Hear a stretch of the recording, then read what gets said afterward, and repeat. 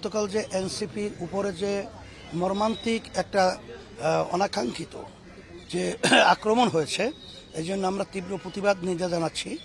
কারণ এখনও এই সভ্য দেশে 5ই আগস্টের পরে এই ধরনের আচরণগুলো আমাদের দেশে ঘটবে, এটা আমাদের চিন্তা এবং কল্পনার বাহিরে ছিল।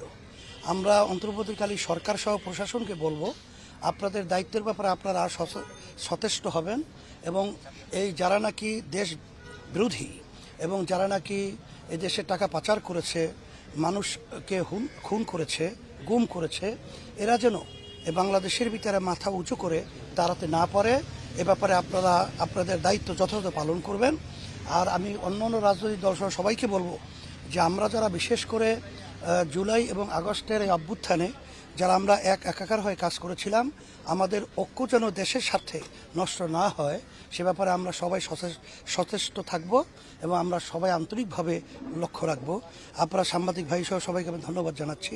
সেটা তো আমরা বলবো যে যেহেতু তারা ওখানে যাবে আর ওখানে স্পর্শকাতর একটা জায়গা গোপালগঞ্জ, আইনশৃঙ্খলা বাহিনী আরও তাদের দায়িত্বটা আরও ভালোভাবে পালন করার ব্যাপারটাই আমরা আসলে চিন্তা করছিলাম, কিন্তু সে ব্যাপারে আমরা দুর্বলতা দেখেছি।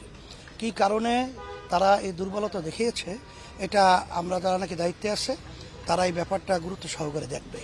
নির্বাচনী আসলে ইসলামী দলগুলোকে আমরা একটা বাক্স নির্বাচনের সময় দেওয়ার ব্যাপারে আমরা একমত হয়েছি, সিংহভাগ ইসলামী দলগুলোই।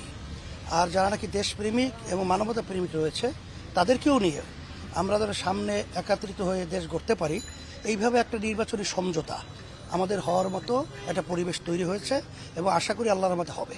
না, সেখানে আলহামদুলিল্লাহ দেশ গঠন করার ব্যাপারে ইসলামের পক্ষে, সেখানে আমরা যেন সব এক হয়ে কাজ করতে পারি এই ব্যাপারটা হুজুর গুরুত্ব দিয়েছেন। আমরা তার সাথে একাত্মতা প্রকাশ করে আমরা সেখানে এসেছি। 5ই আগস্টের পরে আসলে আমরা যে দেশটা চেয়েছিলাম, কিছু স্বার্থান্বেষী মহল তারা চাঁদাবাজির মাধ্যমে এবং বিভিন্ন জায়গা দখল এবং স্টেশন দখল সহ কেজ বাণিজ্য সহ এই নৈরাজ্যতা তারা সৃষ্টি করেছে। কে বা কারা, এটা তো আমাদের কাছে সকলের কাছে পরিষ্কার। তা সে ব্যাপারটা তো আমরা যৌক্তিক আলোচনা সমালোচনা এটা করতেই হবে। এটা যদি না হয় তাহলে তো দেশ সুন্দর একটা পরিবেশ থাকবে না। এটা করতে গিয়ে যদি কারো গায়ে পড়ে, আমি বলবো দেশ রক্ষার ব্যাপারে সে ব্যাপারটাকে আপনারা ওইভাবে নজরে রেখে গুরুত্ব দিয়ে এটা যেন না থাকে সেইভাবে আপনারা কাজ করবেন। এখন আমরা পিআর পদ্ধতিতে নির্বাচন চেয়েছি, এখন আমাদের দেশ গড়ার ব্যাপারে এটা আমাদের সুন্দর একটা আমরা মনে করেছি। আপনাদের পদ্ধতি আগের নিয়মে আপনারা বলেছেন, কিন্তু আগের নিয়মে নির্বাচনে সেখানে তো রাতের ভোট দিনের ভোট রাতে হয়েছে, সেখানে তো জনগণ ভোট দিতে পারে নাই এবং ফ্যাসিস্ট চরিত্রের সরকার তৈরি হয়েছে, এককভাবে দেশ পরিচালনার দায়িত্ব নিয়েছে। আর পিআর পদ্ধতির মাধ্যমে প্রতিটা ভোটারের তাদের মূল্যায়ন হবে এবং এককভাবে ক্ষমতা নেওয়ার মতো সুযোগ থাকবে না। এই জন্যই আমরা এই প্রস্তাবটা দিয়েছি। আর এটা 91টা দেশের মতো এই পদ্ধতি চলছে, এটা তো নতুন কিছু নয়। এটা বলায় যদি কেউ তার গায়ে বাজে, এটা আমরা বলবো যে ব্যক্তি দলের চেয়ে দেশের স্বার্থটাকে আমরা অগ্রাধিকার দেওয়ার ব্যাপারে অনুরোধ করছি। সেখানে ঐক্যমত কমিশনে কার্যক্রম আলোচনা চলছে, কিন্তু এখন পর্যন্ত সেভাবে দৃশ্যমান আমাদের যে আশাকাঙ্ক্ষা সেটা এখন আমরা পুরোপুরি দেখি নাই।